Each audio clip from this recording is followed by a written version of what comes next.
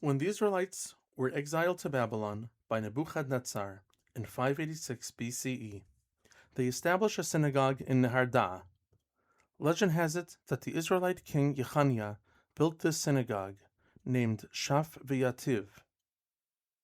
Another legend has it that the prophet Jeremiah built it, and that its foundations were made of earth and stones brought directly from the temple in Jerusalem, which lay in ruins. The Talmud teaches that in the many years in which the Jews later resided in Babylonia and authored the Talmud, this synagogue was the home of God's eminence. The old synagogue of Neharda, with the stones of the temple embedded therein.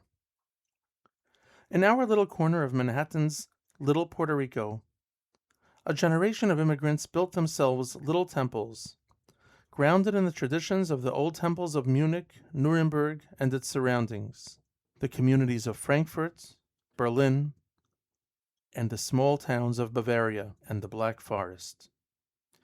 The immigrants in Beth Hillel likewise brought some stones from the ruins of the Munich temple and embedded them in a small encasement on the Chazan's podium.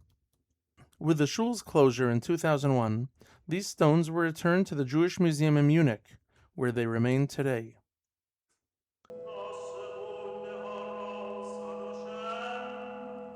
In 2023, while dredging the Isar River in Munich, construction crews discovered the bulk of the stones of the Munich main synagogue on the riverbed. The shul had been dismantled in June 1938 by orders of Hitler himself, who labeled it an eyesore. He ordered its demolition at the cost of the congregants themselves. The stones of Munich's temple, like those preserved in Beth Hillel, would not be silenced forever. Their tale would be told.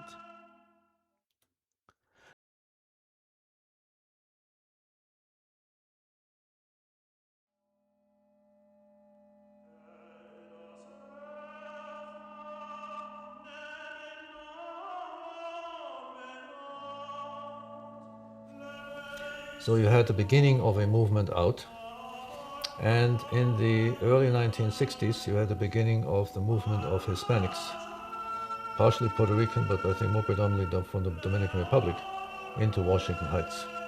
The older people died. My father died in '62. Beth El, the second plot that Beth Hillel bought, was rather empty. When I parked the car, when I visited his gravesite, I could see it from the road. A few years later, no, I couldn't see it anymore. When my father came here, and we came here in 1939, my father was 50. Beerwald, I think, was about the same, roughly the same age. Both were in World War I. And the leadership was in their 50s, and some were probably in the 60s and 70s. The wheel turns.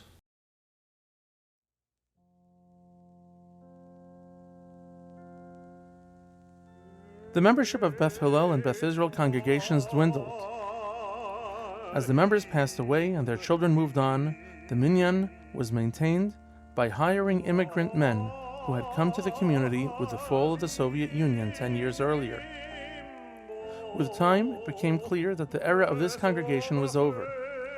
The final service was held on April 1, 2000, and the congregation merged with the local Mount Sinai congregation, where the memorial plates for deceased members are now on display. Charlotte Valle took several photographs of Congregation Beth Hillel before it was dissolved. The congregation's German Hebrew prayer books, some 100 years old, were sent, together with Talitot, to a Chabad congregation in Munich. Some members reclaimed certain synagogue artifacts that they had lent out, including a wall hanging from Munich. Other items were sent to museums. In 2002, a Berlin artist, Anna Adam, found the shul's parochas while browsing through scrap materials at a Berlin flea market. It read, "In memory of Jenny Beerwald, Congregation Beth Hillel of Washington Heights, Pesach 5727. This curtain was dedicated in memory of the late wife of Rabbi Leo Beerwald, founding rabbi. Jenny passed away in 1949 during the shul's first decade. Rabbi Berwald would retire in 1959 but remain with the congregation until his passing in 1972. The original Rebbitzin was remembered fondly, and the parochas marks a desire to memorialize her in the sanctuary. In 2003, Rick Landman, a grandchild of a member in the congregation, donated the Torah his grandfather had brought to America and that was housed in Beth Hillel. Both the Torah and parochas sit in Munich today. The congregation and its artifacts have been dispersed. Even the houseware store at its location has now closed.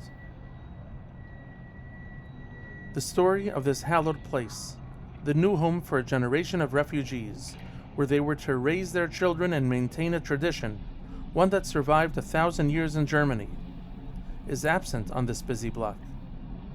It is only known to the children of this congregation, wherever they may be today.